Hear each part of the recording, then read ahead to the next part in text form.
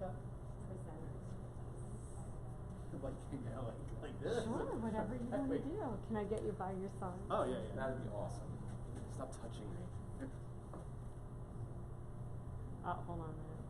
Oh, it did work. take, It worked. are you sure you're done? I'm sure. Thank you.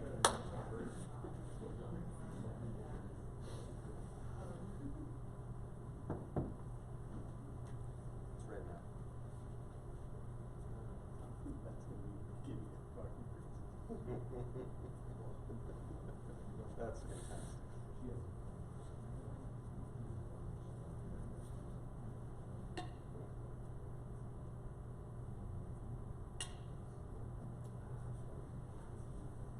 What's gonna be great is when I spill that. That is going to be great.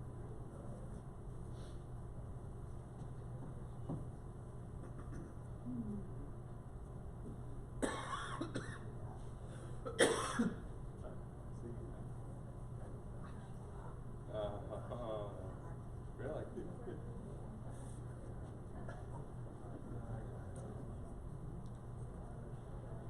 There's no speaker dust in this presentation. Nope.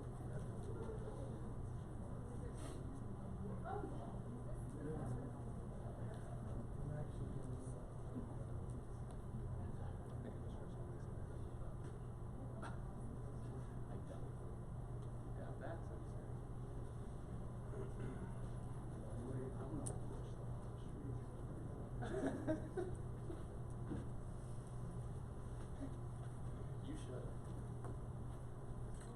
Wait, you're not, are you? What? Yes, you are. Are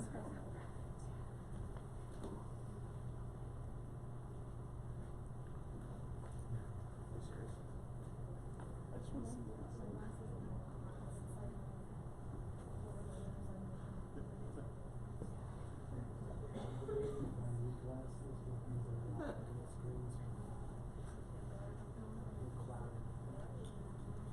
I guess it's close. I cannot believe. That I did that. Just like a check. I think I knew what I did.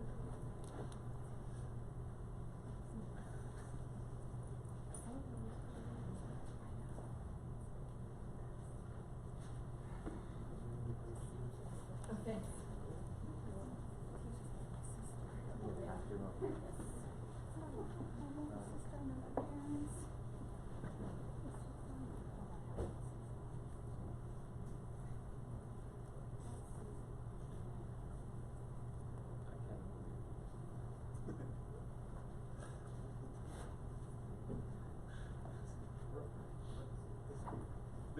Are you serious? Yeah, yeah, yeah. Should I I can Wait, no, no. It doesn't matter. You haven't loaded it up. You know, it doesn't matter. Does that fit me? I have no idea.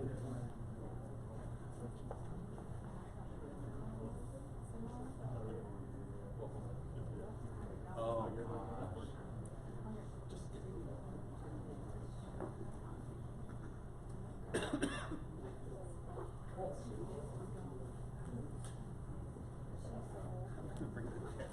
You're the one that put it in. I was gonna say.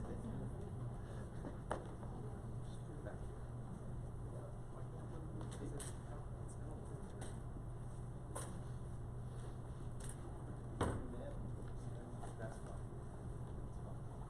You can stand up and do it.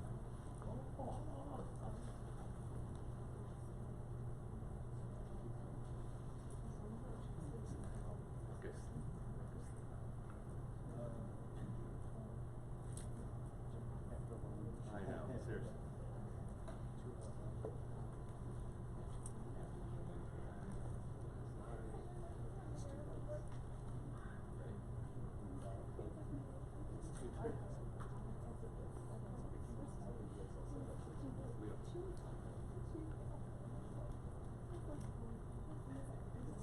I know. Hey, good afternoon. Wow. We have our work cut out for us. Which, I don't know what it says, but Ben and I were just reading the session description. Actually, I looked over at him reading the session description, And I asked him, why are we doing that? He said, well, I just want to make sure we're covering what we said we were going to cover. So who knows? We'll see. We'll see how this goes. I am Jared. This is Ben. How many of you have been in any of our sessions before? Oh, gosh. And you came back. Awesome. That says more about you than it does us. So we are here to talk to you about STEM. It is our passion. It is what we do. We have come from 22 years, I think we're on, believe it or not. We crossed over 20 years at some point. It just seems longer. It does seem longer. Of teaching together, exploring professional learning opportunities together, and obviously being able to present together. And we currently are at the Lincoln Intermediate Unit, but our career started in the science classrooms. Ben was the physics department, or science department chair and physics teacher in a school district in South Central Pennsylvania of about 6,000 students, Red Line Area School District. I was a chemistry teacher down the hall, and we kind of was a feeder program. They would come to me, and then they would go to Ben, and he would say that he corrected everything that I would, how I would damage the kids when they would come to me. So we have been at this a very long time, and the evolution of technology and the integration of the studies that we're going to talk about here with STEM really makes it difficult to think about how all of these elements come together. We believe we've been doing STEM as long as we've been teaching. And so what we want to kind of show today is what are some of the lenses that you want to look through as you're beginning to look at building that program from scratch or evaluating what you're currently doing. What is probably the most important thing about this talk is that it's not going to be something you're just going to walk out of here and have this prepackaged, oh, let's go so abstract this and do it in our own school. It's just a lot of thoughts, and we're going to talk about what is in the program, which is the 4 strands of STEM that we focus on, and what our students are doing within those 4 strands. You can talk now. I thought you were going to talk about the slides. There's 126 slides. 7. 7. Wait, 7 or 126? Neither. It is, it's 127 slides. And there's a reason for that. We wanted to make sure that you have access to a lot of the resources that we use when we do this as a full-day workshop. So while you were here and you got this, we often joke and say, but legitimately, our sessions come with lifetime support. So feel free to reach out to us. You can direct message us at our Twitter handle, which is LIU12STEM. Those will go right to Ben. And we often will continue this beyond, well beyond the actual 1 hour that we're going to have here. And again, the resources that are in there, while we may not go through all of them in great detail, we wanted to make sure that you had access to them. So as Jared goes, let's talk a little bit about what it's not going to be today first, which is we're not going to talk about equipment really. Like we could talk about, like there's a place to talk about 3D printers and drones and robotics and all the different things like that, but we're not going to make recommendations in terms of equipment. We're also not going to talk about programs. Project Lead the Way, it's a good, robust program, but we don't subscribe to that type of model for a lot of our schools. We feel like you need to sort of build it yourself. You have to take a look at your local economy, the types of job market that you're trying to work for, the skill levels of your teachers, the students that are coming in, and then you build that program. So rather than point you and say, oh, you can go buy this and implement it and you'll have a STEM program, instead we sort of have a different philosophy. And the other is, like, the other place is apps. Like, we're not going to talk about, you're not going to leave with this list of like, oh, I've got to go try these types of things. And instead, Jared actually did a good job here for the goals, really are the goals for a full day type workshop, maybe even 2 days, because we're working with a number of our districts to implement a STEM curriculum K-8 and then re-examine what it looks like at the 9th to 12th grade level. So we'll talk about all of those pieces, and it comes back down to a foundational level. But the other thing that I wanted to mention is that we've been really happy with like the PA Smart grants. How many of you have earned a PA Smart targeted or advancing grant? Okay, so lots of folks. When that language first started a couple years ago, it was all about STEM. And then what has transpired is it's been all about computer science. So we believe in computer science. It becomes one of our parts of what STEM is, but and that's why you saw in the title of these STEM and CS, we sort of package both of those together. But if you were to sort of walk away and feel like I could do activities and I could see examples of curriculum and things like that, those are the pieces that we're going to get to. So here's how we would start. If we were doing a full day workshop, is we would do the spaghetti tower. Okay, give you marshmallows and spaghetti. How many of you have done this? Okay. So here's what I'd like you to do: is just turn and talk. What do kids learn from that activity? Okay, and here's how I would do it: is when I do this to kick off our workshops, is I put out spaghetti, I put out the marshmallows, and I say, build the tallest structure you can. Okay, and then I'll ask if there are any questions, like clarifying questions from kids. They usually ask things like, you know, like how long does it have to stand for? And I'll say, you know, like 5 Mississippi. Like I'm not from there, but that's how I count. So like that, things like that, right? Like so we would do all those questions, and then I would just let them go. And then most of the time when I walk around, I make fun of people for the projects that they're doing. Okay, and then at the end we measure them and we celebrate the winner. So if that was the model that I used, what do you think the kids would learn out of it? And so I'll give you 30 seconds, turn and introduce yourself to somebody and talk about what do the kids learn from that.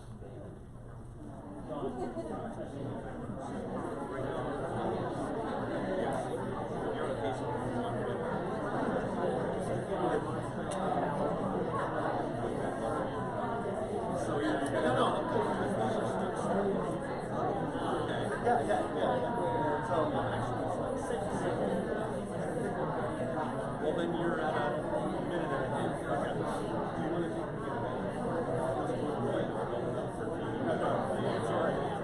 give me a mentor meeting? Wait. You're going to take that. I'm going to.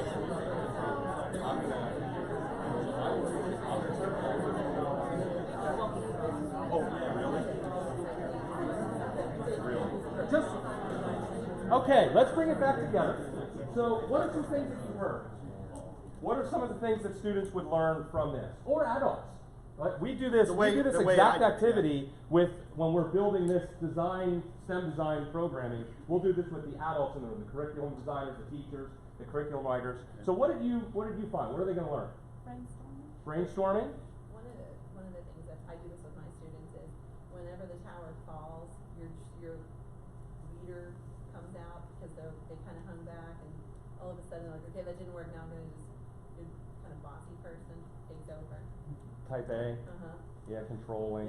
Yeah. So you can see who they are Yeah. and the dynamics in the group. Yeah. Do the students see that? No, not as much. What grade level? I teach K through 6. K through 6. Okay, but elementary. Yes. Okay. All right. What else? Perseverance. Oh, perseverance. Okay. What else? Problem solving. Collaboration. Interesting. It's interesting because I didn't hear a single person talking about anything science related. Did I? I don't think I heard. I didn't hear any physics concepts. I didn't hear anything actually about engineering, right? And that's typically what we will see in this. Usually when this activity is used, it's done through the lens of science, but there is very little science or technology or engineering that is a part of any of it. It's the actual skills that we... Keep going. Do you want me to click or do you want to click? I would like to click, but I don't have the clicker. So how can we change? Have any of you ever done any derivation of this activity? Where you might have changed it a bit? We use like toothpicks and cranberries. Okay. 8th grade, so I used working with the preschool class, and then challenged the basically how good their structure was, if it could withstand almost like a makeshift earthquake. Okay. So you made it. Tell me about the buddy, the upperclassman, older buddy. What is that? What are they learning and what are they doing in that regard? Both groups. Well, it's very interesting to watch the 8th grade students kind of take over and be like parents to, like parent figures to like the little kids, and the younger kids are that's enough, but I make it interesting because the 8th graders always want to say, no, we want to do it this way, and the preschoolers just want to jump in and do their own thing, and the 8th graders have a little bit more of that thought process and designing mind behind it. It's interesting. We do a 3D printing competition, and the last one we did, we had the students design something that would augment a crutch or crutches so that students could be more independent. And that was the design competition. They show up the day of the event, and they actually have to design, print, and test all in that one day. They have no advanced knowledge of the challenge. No knowledge, no previous knowledge at all. K through 12. And then they are all scored using the same exact rubric.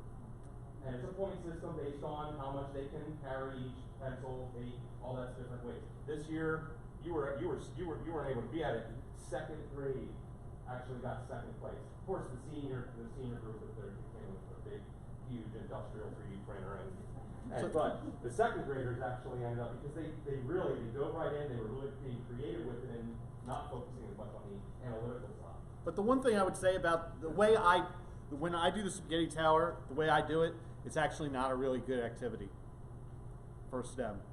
Because For STEM, right. Because, first of all, there's no real content. I mean, no science content. You could make a case about a little bit about geometry, maybe, but most people don't teach shapes and then do the spaghetti tower. You could, you could talk about structure, like how you build and engineer structures. But again, that's not really a lot of the PA science standards. So I'm not doing a lot of that. And then, maybe the kids learn to work together, but most of the time, at least the way I did it, I'm just hoping that they get along, and hope's not a strategy.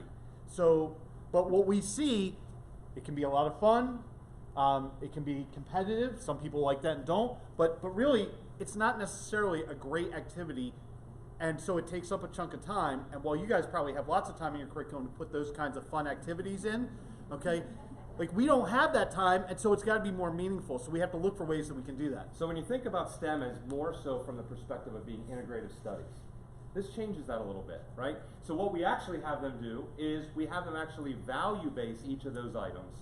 And the goal is not to build necessarily the highest tower, but that is one actual factor of their scores.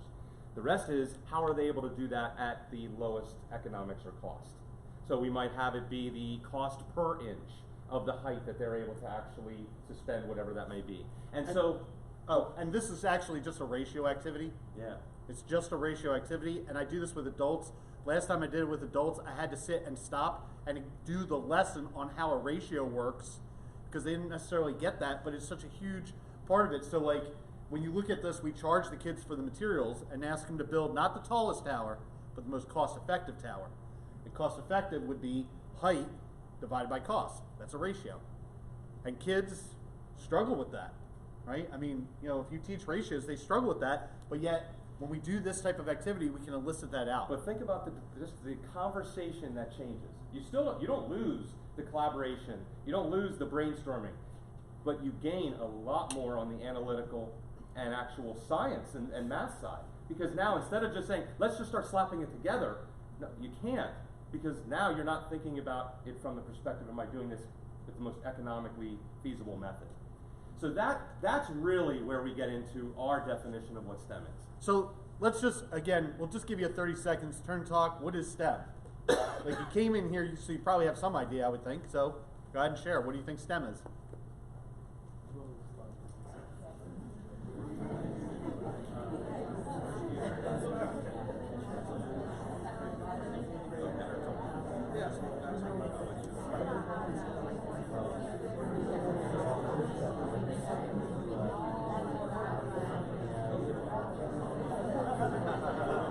I wouldn't know. Right, John.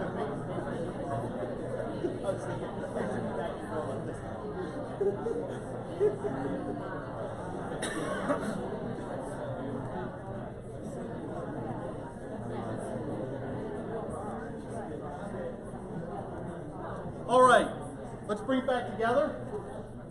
Okay, so what is STEM? Let's get a couple things just out there tossed out.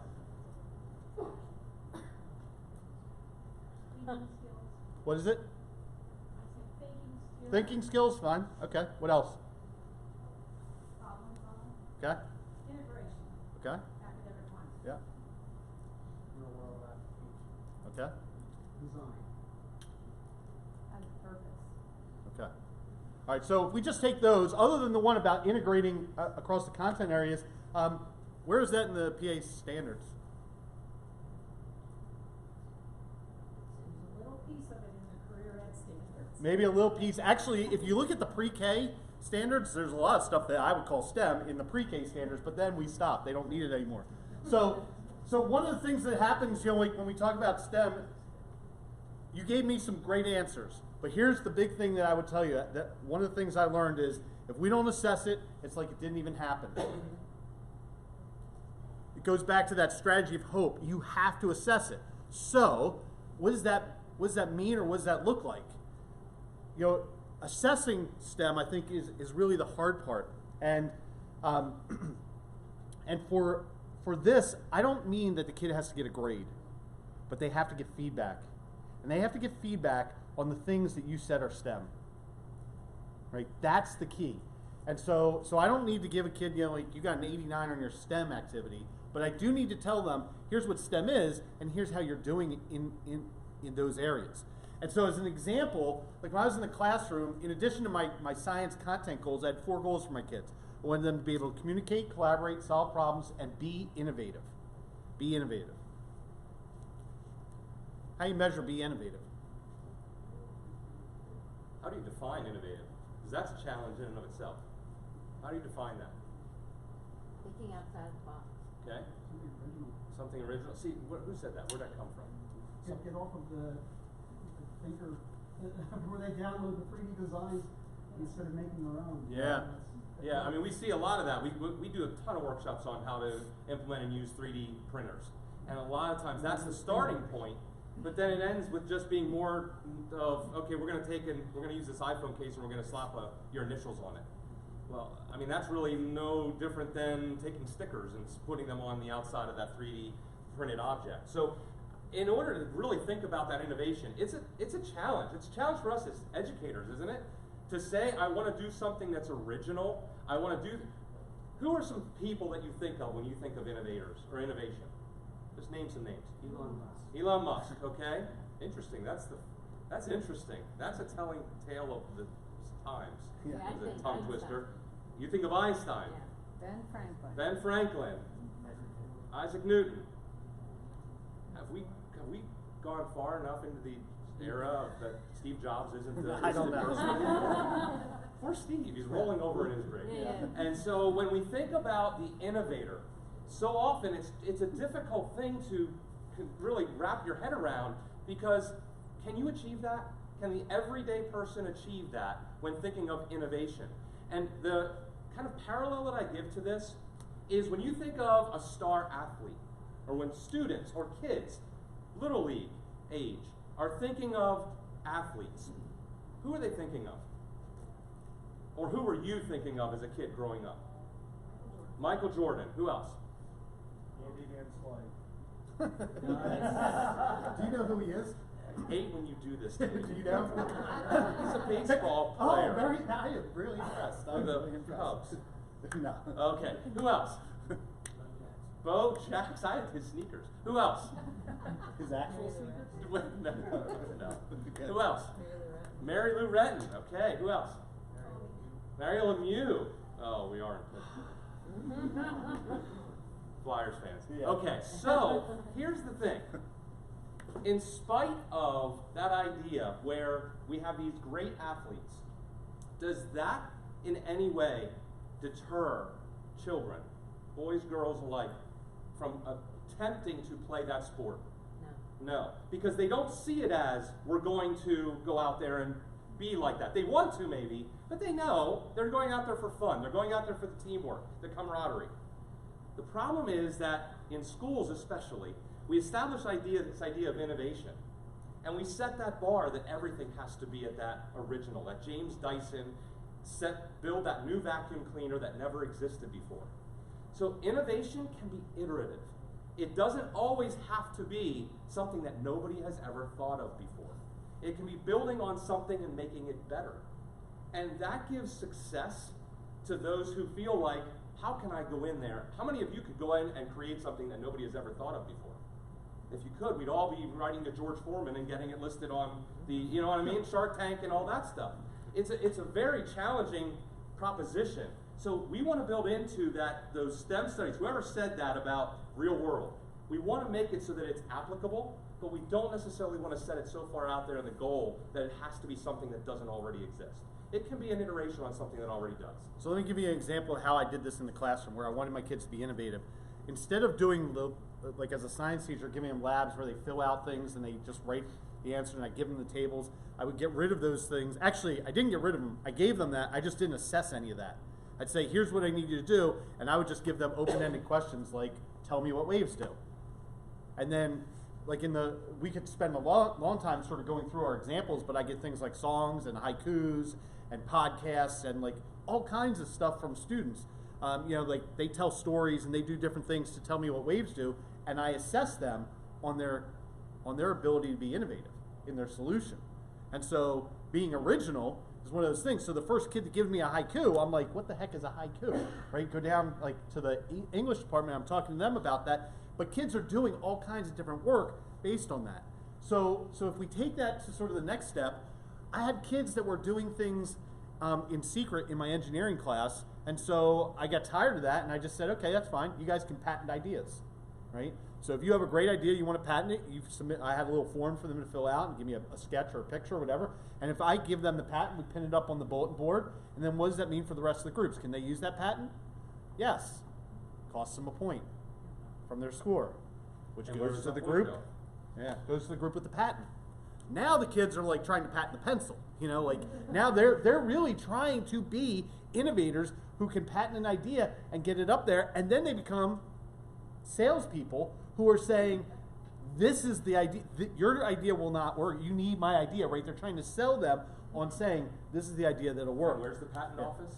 I am the patent office, the judge, the jury, all that, okay? So I think it's informative for us to take a look at what the Department of Ed says STEM is. And so you go to their website, if you type in PDE STEM, you're going to wind up on this site, and you're going to see, and they talk about, and there's a STEM coalition that sort of worked to form this. And the one thing that I think that we've talked about is we'd like to strike out these words right here, okay? Because it says STEM, science, technology, engineering, math, that's what we want to strike out. STEM education is integrated, interdisciplinary, student-centered approach to learning that encourages. So like this tells you how to do it, and then what follows is what it is. Curiosity, creativity, artistic expression, collaboration, computational thinking, communication, problem solving, critical thinking, and design thinking. There you go. And where is that stuff, those last two lines in the standards? Right now it's not. It's not in the standards. So if I ask you, like, what's your STEM content? For me, at least, it's not science, technology, engineering, and math. I think that anybody can be doing STEM. Anybody can be doing STEM. And so instead, as we were trying to develop, like, what is STEM, and Jared likes to say that I call myself our STEM specialist. You do call yourself that. Because that's not your actual job title. Well, but I was told that's what I am. So we said, okay, what's STEM? So I sat in my office for really a long time, like looking at the wall, and I started to put these words up, and this is what we think STEM is. Code, build, design, create. Code, build, design, create. We want it to be easy so that we can convey what it is going on for kids, and we think we've sort of encapsulated that, and each of these is tied to its own pedagogy. So when you think about this, code is tied to computational thinking in the CS framework. So you have to do a deep dive into that if you want to understand what code is. And by the way, we call it code, but we recognize that computational thinking is more than just programming. Okay? So, but we give it that connotation. Build, tied to the engineering design process.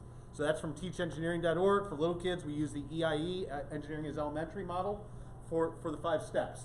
For design, we use design thinking process. We've chosen the D school from Stanford's. There are others, IDEO and Launch and all a bunch of others, but that's the model that we use. And for create, it's the ISTE standards. Specifically, knowledge constructor, creative communicator, global collaborator. Shameless plug. Next session, 15 minutes after the end of this one, we'll be in some other room running to go to a session. Well, no, we won't on be the running ISTE when we'll be running too. That's true. Yeah. We have an ISTE standard session that'll be next in the next time slot. So if we had a whole day, what we would do is we would try to build your capacity in each of these 4 by doing activities. So part of the reason why the slide deck is so long is that you can see some of the activities that we would do with staff. So if you want to go back and replicate this for your staff or you want to talk about it, you can at least see what some of the stuff that we did is. Well, and some of the frameworks are also in there. So we give you the activities so that you have them, but then we also have, when Ben talked about the engineering is elementary, that's the engineering is elementary framework if you've not actually seen that as compared to the engineering design process. But go back one slide where the activity is. So this is what we would have them do. We would do, you know, we did the spaghetti tower, then we would do that tower where we charge people for materials. And so you do this stuff that's sort of in the black here, and that's where a lot of people stop. Like many of the teachers in our area were stopping at the end where you did the project and you come out of it. The last step is you got to tell me how you got to it using the engineering design process, because that's the content. So did you localize that to your economy, to your area specifically? Yes, or we have. The 4 words that you came up with? No. Okay. The 4 words, like that's our framework. I mean, I don't, like, we developed that framework. It's our framework, and then every workshop, in fact, we have a makerspace that's our professional learning center. So we should have probably went into a little detail. That was probably my fault. Yes, We are no longer in a school district. We are currently at an intermediate unit now. And so our main focus is working with educators as our students. And so we completely gutted one of our entire conference rooms and turned it into we say it's a makerspace, but it's more of a training center for makerspace learning. And we have each wall, and we're working on getting murals for each of the wall to actually picture this. Each wall is kind of a zone of where activities that we'll be doing in each of those areas will be centered around what they then would be going back into their classrooms to replicate within each of these areas. Does that make sense? Yeah, but we work with, I'm going to say around 7 school districts in our area who have adopted the framework and are rewriting their curriculum around at least 3 of the strands: code, build, design. Some of them take create and sort of layer it in. Others have a separate category that's create. And so I'll give you some examples of that curriculum here at the end that you can sort of see how they're building it out. And at least K-8, that's what they're doing. And so they have like code units, they have build units, they have design units. Most of the schools are tying reading into it, so they're having kids read some type of book and then apply their learning to that lesson. And we only have 25 school districts, so 7, I mean, that's a pretty significant, pretty sizable footprint. And I would say that the others probably, it's not because they are ahead of that, they just haven't really even wrapped their heads necessarily around where to begin, which is where this entire idea of running a workshop like this to start things out came from. And while there's some commonalities, basically everybody that's doing it is doing their own thing. Like they're taking their build and looking at their local economy. So that's where I would talk about looking at the types of jobs, the businesses that are there that can support activities, perhaps give visitation experiences or send people in to the school, and they're trying to create activities sort of aligned to those economic factors. That's a really good skipping ahead, because that gets into the careers. Yeah. That was a perfect segue, actually. Thank you for that. Unintentional. Maybe. Yeah, right. So it's interesting. So we actually cover the size. Our intermediate unit is the size of Delaware, turned on its side. We're over 2,000 square miles, York, Adams, and Franklin counties. And the economies are very different. And York is more of a kind of suburb, bedroom community of both Baltimore and Harrisburg. And then Franklin County is very much still agricultural, industrial. We have 81 corridor, a lot of truck traffic heading north and south of the U.S. coming through that area. And so we work very closely. Ben actually while he's also the STEM coordinator for all of the intermediate unit work in STEM that we do, he also works very closely with our education workforce development crews. In fact, we get to leave from P&C and go to a career development event on Thursday night. We think that this is truly, you want to talk about, I think you should talk about your empathy and talking about how this is the gateway out of poverty for a lot of kids. So here's one of the things about having 4 strands. Like I go to some schools where STEM is one thing. Maybe it's just code. Okay, they have the kids coding. That's great for the kids that love code, but not every kid loves code. And so you've got to allow kids to find their passion in this. And here's the thing about STEM jobs, that STEM jobs are a pathway out of poverty.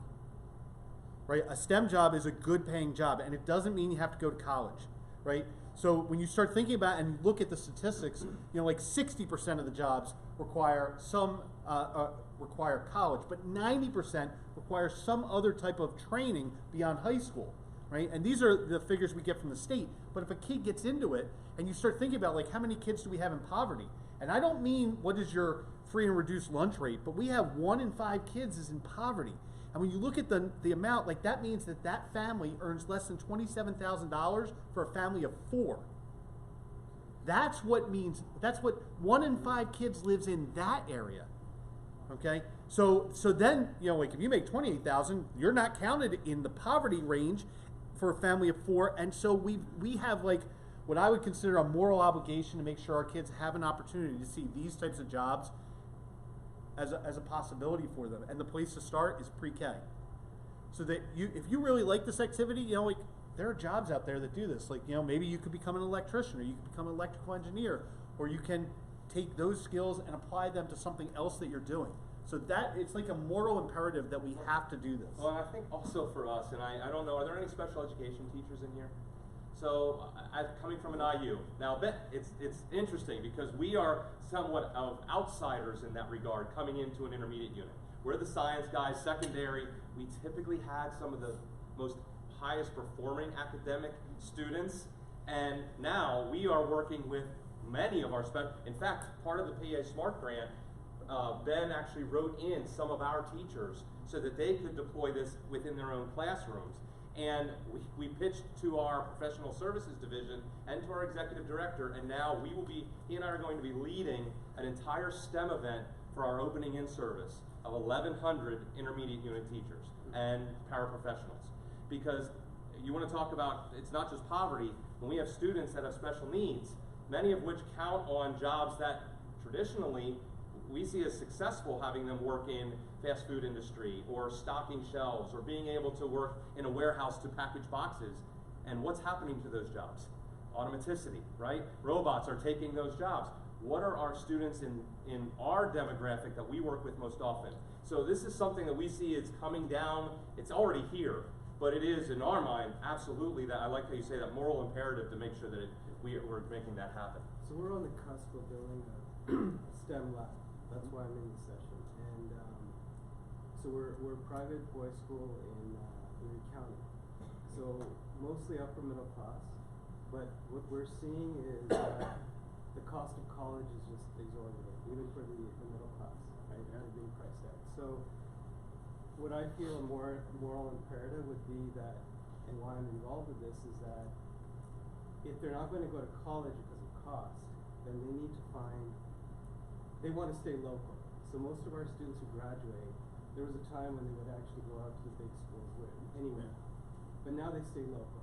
So we have a couple of local schools, and I think we need to, like our top 3 employers in Erie County, Erie Insurance, Walmart, and Laptop.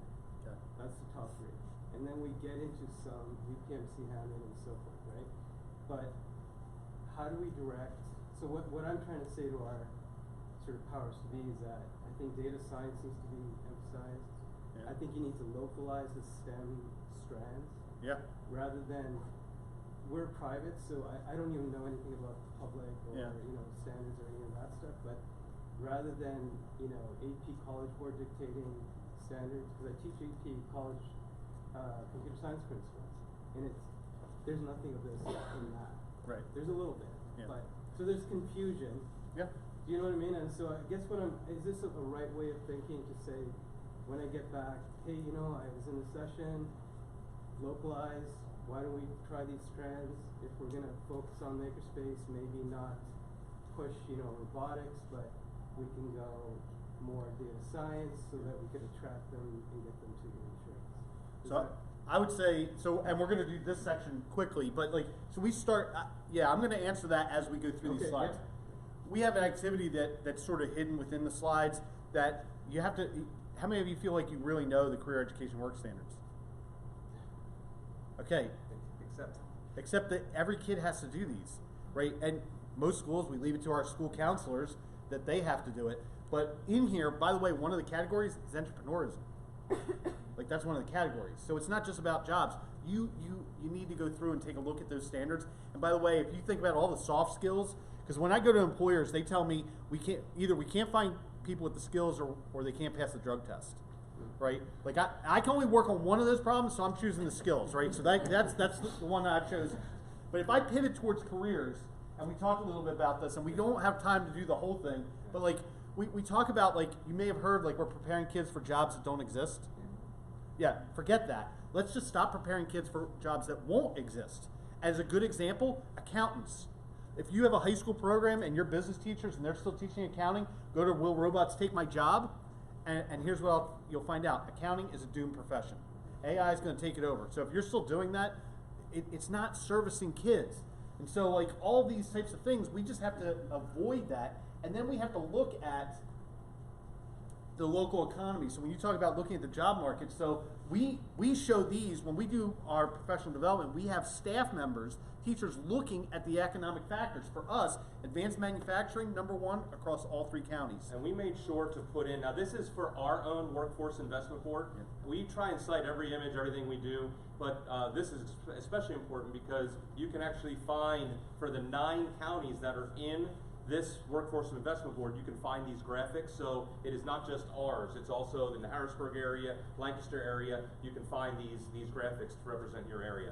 And then we look at what's growth. So you don't have to try and study the whole chart, but here's what I'll tell you, is that this is the employment forecast over 10 years, and the largest growing job market is healthcare. So what are you doing to help your kids with that growth? You know there are going to be a lot of jobs. Rather than trying to bring people in from the outside, how do you prepare your kids to live and work in that community? Well, one way would be to have healthcare algebra. You probably have like 8, or depending on the size of your district, you might have 8 sections of algebra. At least have one that's called healthcare algebra. You still teach the same content, but focus it on healthcare for those kids that want to get into that area so that they have a head start towards the types of problem solving that they might need. And so we could talk a lot about the job skills gap and the silver tsunami and all those types of problems, and that may be homework that you're going to have to go take a look at.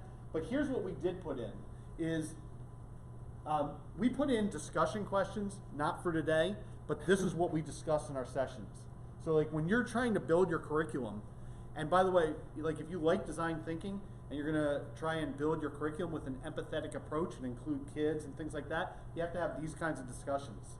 So we just populated a series of about 4 or 5 slides that have the types of questions that you need, like what mind shifts are needed, what are the implications for your organization, where are the opportunities. These are the things you have to work through because, again, if you're going to build a STEM program, unless you buy that package, you're going to have to know these things.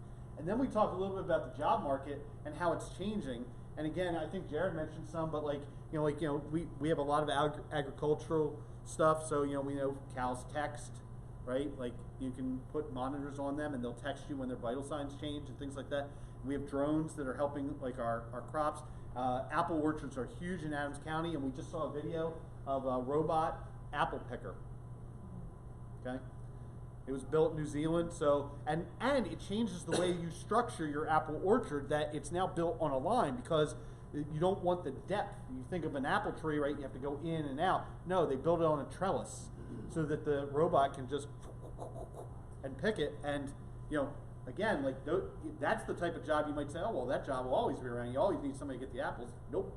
Another shameless plug. We're doing a presentation on Wednesday talking about the new economy and how consumerism should really be impacting at least our thought process of how we design instruction. So how many of you order your groceries from Peapod? Or you use DoorDash?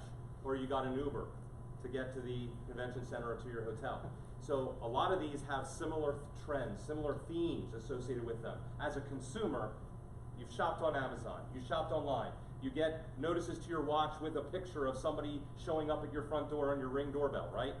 Yet we still have students that all have to do the same homework assignments, all the odd problems, whether they got it on the 2nd or it took them to the 15th problem to solve. So we're going to talk on Wednesday about what some of these changes in the actual consumer workplace and consumer world, what has not yet trickled into the educational arena, and some things we have to think about. Because there's companies out there that didn't do that are no longer in existence. And you probably have a lot of them in your own communities when you think about that workforce area. So we won't talk any more about the job market. You'll have to go find that for yourself. Look up your local investment workforce board. Okay, that's the place to go, and they will have data for you. Every county in Pennsylvania is associated with one, And so you will have folks that, your Chamber of Commerce is another place. You can just say as a school, we're trying to target local jobs. They will love that. I guarantee you they will love that. They might even give you money to help with some of those programs.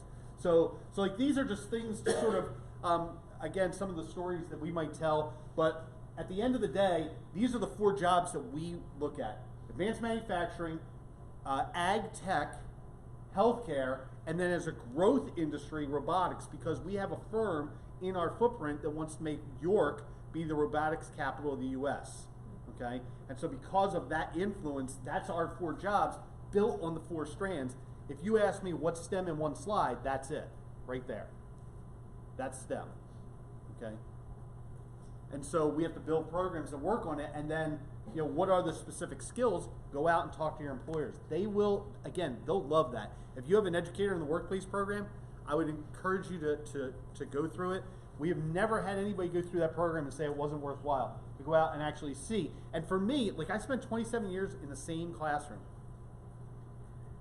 All Here we go. Go ahead. right. You Unair conditioned, right, 3rd floor, right, like that's where I spent my that time. a lot I know. earlier to build like I know. empathy for you Yeah, I want and the plight of them. But what I would say is, like, so I go to school, I taught there, right? My friends were there, like I ate lunch there, you go to the bathroom there, like that's all I did. Now I'm out and about, and I'm like, man, there are all these people out doing stuff, like all day long, like because teaching is an insular profession. We're with the kids, and we don't necessarily see that. So I think that's part of what you need to be talking about. And so what we would then do is we would talk about code as the next strand, and we would build activities for you. So as Jared sort of, you know, like there's an informational piece, like the fact that we're 18 to 22,000 computer science jobs short in Pennsylvania. 18 to 22,000 jobs short right now. And we graduate somewhere around 3,000 computer science majors a year in Pennsylvania. We'll never fill that gap. We'll never fill that gap unless we do something else. That's why the governor has really made a PA Smart and a focus on computer science an emphasis. But you have to understand the CS framework. So even in a 1-hour session, it would be tough to do that. There are 5 standard areas, and there are 7 practices. And only one of which, this one right here, that says algorithms and programming, that's code. That's one of 5. You gotta, kids, you know, like if you're building a computer science program and all you're doing is code, then that's not enough. And what we saw a lot of our schools doing, and this might not happen in your area, but they were teaching code with robotics, and so in 3rd grade they used spheros and they would teach them to loop. And then in 4th grade they'd use drones and they'd teach them to loop. And in 5th grade, right, they use Ozobots and they would teach them to loop. They never got to the advanced skills of like variables and functions and nested loops and conditionals. So you've got to have like a plan that actually starts to move you up that pathway. And we see a lot of burnout in code. So if you're using, how many use code.org? We see code, what we call code.org fatigue, right? It can only do so much. Same thing with Sphero. Sphero would love for you to just use, you know, K-12. You could use it. Like you can draw code, you can text code, you can block code. You can use it K-12, but kids get tired of it. So we try and layer all of those pieces in as we build that code program. So then, you know, we have some activities and things that are built in there, unplugged activities that you might work through. But what do you do when you're talking about the impacts of computing? so the impacts. For me, that seems to be the most important up here.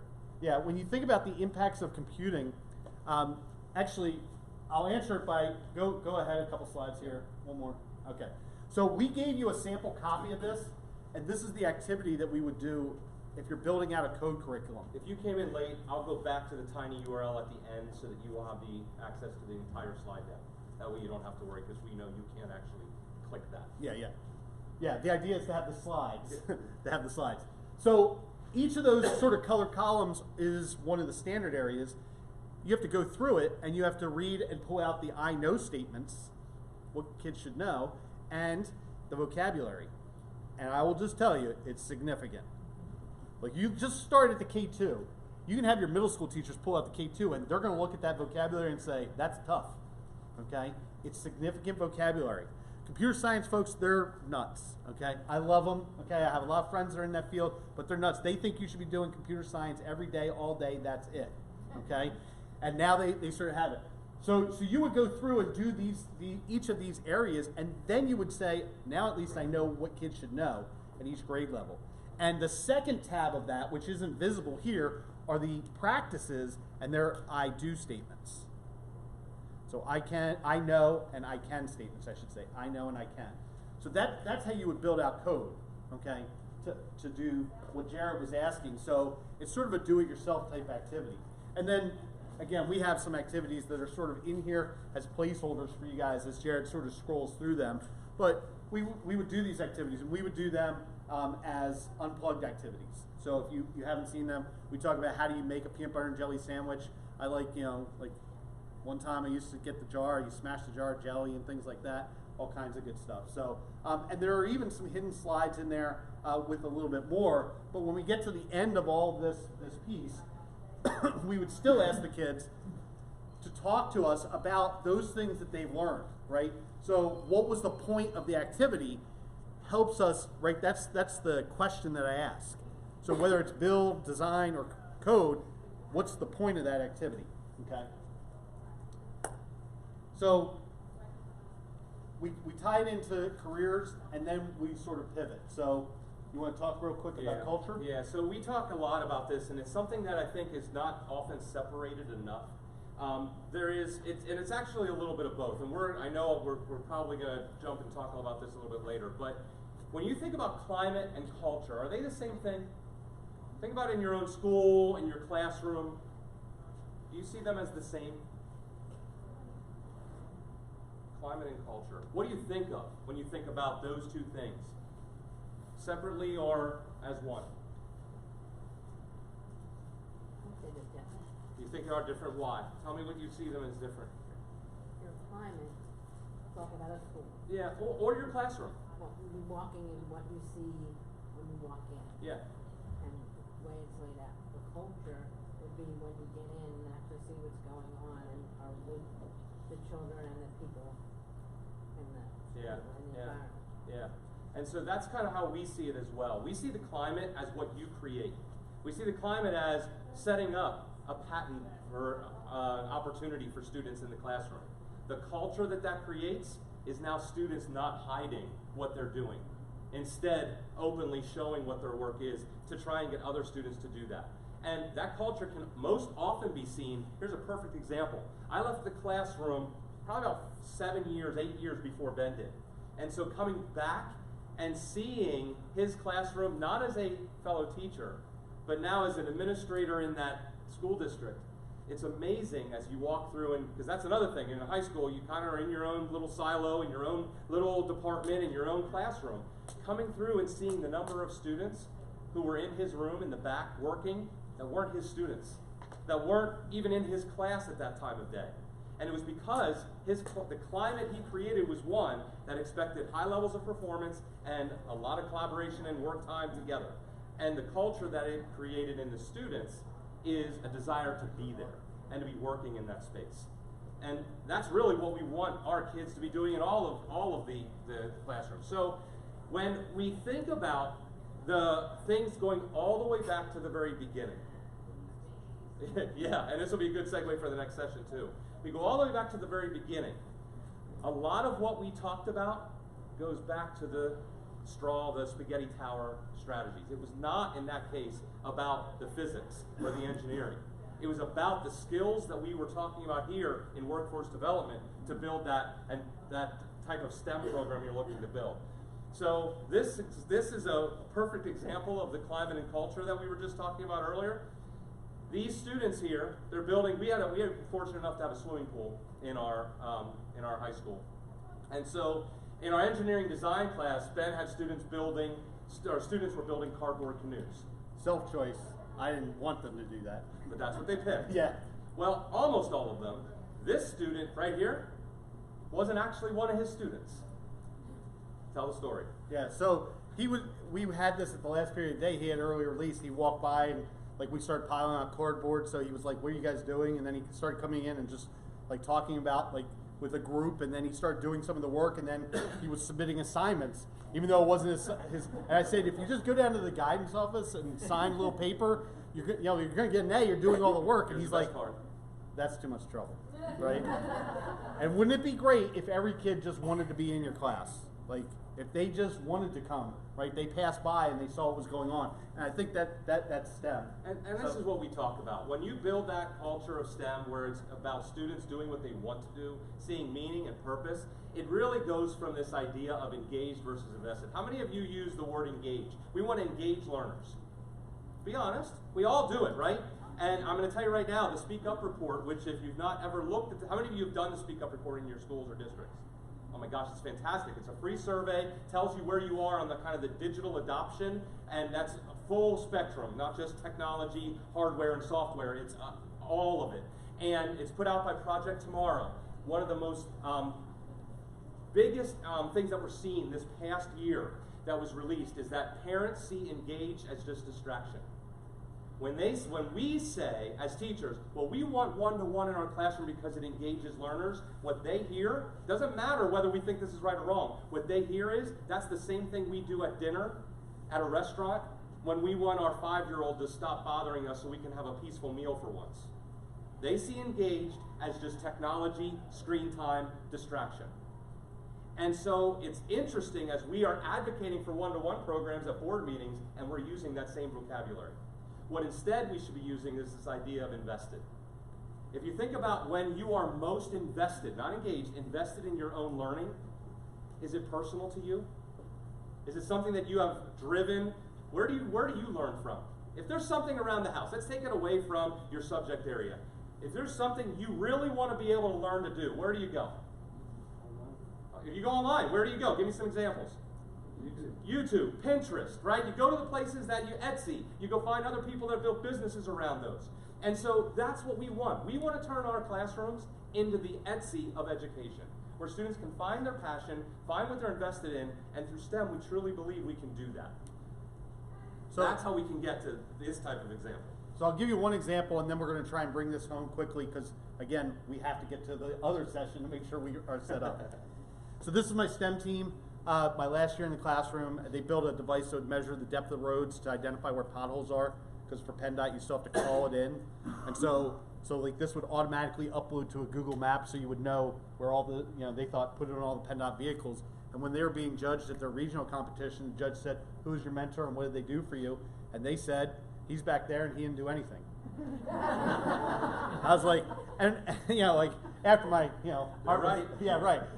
Like, that's exactly what we want. Don't we want the kids thinking they're doing it all themselves and that this is authentic work? And so it just talks about the culture. And so we're going to skip to the belief statements part because, so there are slides in there that talk about the culture of my classroom because as, Jared talked about what that was. Like, if you ask kids to describe me, they'd probably tell you I'm the meanest person they know. But yet my room was packed with kids from morning to night. Like, all the time, in the back of my room, they would just come and do work. And so kids that I didn't even know. You need to create your own belief statement. So like this is how you create a STEM program.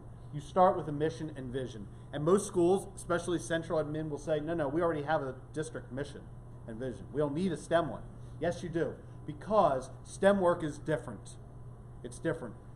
Since that school opened, you have taught probably math, I would guess, right? From the moment that school opened, you probably taught math and ELA, but you've not taught STEM. And so you've got to bring it together. And so you need to create a specific mission and vision and belief statements. And so like what we did was we put in some of our belief statements like climate and culture matter, right? That technology means the ISTE standards, not stuff. We believed in authentic project-based learning. Like these are our beliefs. You have to come up with your own. You have to believe, you have to develop that. The letters, I don't care about the letters. You want to call it STEAM, stream, scream, I don't care. Like whatever you want, call it hamster. Sure that's it. I'm not sure scream is one. No, but hamster is, right? Humanities, arts, math, science, technology, engineering, reading. No. I mean, nobody yes, is doing hamster. They should be, though. That would be the perfect way. So then we put in a design thinking activity that you would do. And again, we don't have time, obviously, to do with design thinking, but we thought rather than strip out all the slides, we put them all in. If you have questions about it, you can email us or you can contact us. We're happy to talk about it. I love design thinking. And Jared sort of alluded to this, like neither one of us had any empathy. I mean, really, we probably, no, yes, you worse than me. We lacked empathy, but doing design thinking has really helped us to develop it. And so, like when we think, you can go down to the components there. Yeah. So So when we did design thinking, it really helped us. And one of the things that it sort of showed me was that for design thinking, if you're going to actually design a curriculum for students, and there's a nice slide in there about this, if you're going to actually design something for students, you got to include them, right? You got to interview them, you got to talk to them about it, right? That's how the curriculum writing process should start, because that's how you do empathetic designing. So mission, vision, and belief statements, you have to have career connections. It has to be equitably accessed. That means it's great if you have something for your gifted kids, but STEM's got to be for everybody. It's got to be tied into your core curriculum so every kid has the opportunity to apply it, and then it has to be like a culture of making, I think. Like there's a culture there that permeates an organization, you can sort of tell, and then when we think about like the authentic nature, and if somebody says, okay, well, we'd like you to come in and do a STEM audit, see how good a job we're doing. You need to create your own sort of observation form. It's look for is what I would call it, but this is what I'm looking for. I'm looking for authentic learning that everybody can access and has a definite career connection, but it also has assessments that are tied to the pedagogy. So that means you got to tell me, I want to hear kids tell me what the design thinking process is, or tell me what the engineering design process is. I want to hear that. And even the littles can do this. And so, and I'll show you some examples.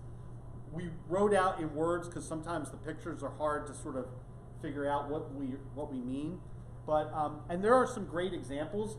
But one of them is novel engineering. Like, and we sort of pulled an example from that. Have the kids read, and do the characters face any problems in the book? Have them figure out what the problems are. We call that problem finding. That's a hard thing for kids. They're not necessarily, maybe they're problem solvers, but they're not problem finders. Figure out what the problems are. That will deepen their understanding in reading, and then have them solve those problems. And so there's a nice example of James and the Giant Peach, this sort of outline that's pulled from novel engineering. But we use that, and then we do a curriculum analysis. So the document that says curriculum analysis is just a spreadsheet that looks just like that, where you start figuring out, here are all the elements we have. But go ahead, and there was a STEAM protocol that was shared. So if you're looking for look-fors, it was shared in an equity workshop that we just saw. But go ahead and click on this, the STEM K3 curriculum, and I'll show you what one school sort of built out, which is a shared curriculum that, if you look along the bottom, what you'll see is it says build, design, and computer science, because that's what they call their 3 strands. And this is K3. Now they're building it out K8 right at the moment, but what you'll see is, like in kindergarten, they read Peterific and then they do tower building, and it's all tied to the engineering design process. And then they do a perfect square. They do Not a Box, which is another book, and then they have kids do an activity with it. In first grade, they read Goldilocks and they have kids build Baby Bear's chair, right? So it's a structural piece that they're doing, and because this is in build, that's engineering design process. We don't really care how Baby Bear feels about it, okay? We want to build the strongest chair we can. And then you can sort of see what goes through each of those. Go ahead and click on design real quick. And what you'll see is that now we're doing design problems. So they read Humpty Dumpty and talk about how he felt when he fell off the wall in kindergarten, trying to develop empathy for them, all the way up, where they do one plastic bag, and they have second graders doing environmental projects that are built off the design thinking. At the end of each of these projects, kids have to tell them how they got their work done. And that's what they assess. Because that's the content. Converging these together, a project that I'm really proud of that we've done at the intermediate unit is we've focused on 3D printing in our emotional support classrooms, where they are actually doing a design thinking project to develop empathy for students who are in wheelchairs all day, and they're building an accessible accessory for the wheelchairs after interviewing either the student or the paraprofessional that actually works with that student every day to find out what are some of the challenges related to that chair and mobility. So we're talking about a population of students who don't necessarily have empathy or are trying to develop it, and students that really could use the assistance and building a partnership between them. So if you came looking for answers, we probably didn't give them to you because you have to build it yourself. So we tried to give you a little bit of a structure that would help you to sort of start thinking about, like, what does STEM look like and how do we build it out for our school. So we thank you guys. The short link is here. We'll leave it up for another minute or two before we run over. We present in 15 minutes in another room on the other side, so we are going to have to duck out. You can follow us there or walk behind us. That's fine. Otherwise, enjoy the rest of your conference. Thank you for joining us today. Hope to see you the rest of the week. Take care.